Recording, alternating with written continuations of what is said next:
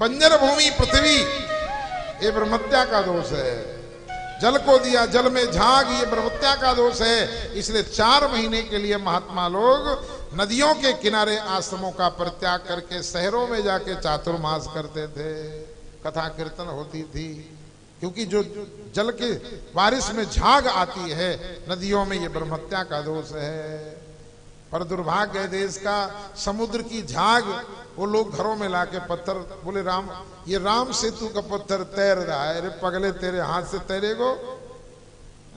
लोगों ने बड़े बड़े मंदिरों में बड़े बड़े पानी के पात्र भर करके उसमें जो समुद्र की झाग है किनारे इकट्ठा होती रहती है, वो धीरे धीरे जम जाती है, उसको लाके रख रखा है। और लोगों को कहते हैं ये वही पत्थर है राम सेतु का जो नलिन ने सेतु में तैरा दिया था, दर्शन करो। और बेचारे भोले भाले लोग कहते हमको भी दे दो, और टुकड़ा लेके वो भी घर में रख लेते हैं। खबरदार, रामेश्वरम जो लोग गए थे, हमने स्पष्ट शब्दों में मना किया था, कोई भी इस झाग को लेके मत जाना।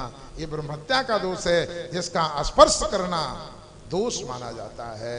और यदि वो मंदिर में रख जाए तो उस मंदिर की क्या स्थिति होगी साहब, आप ही समझ सकते हैं। वहां भगवान तो नहीं रह सकते, मूर्ति रह सकती है।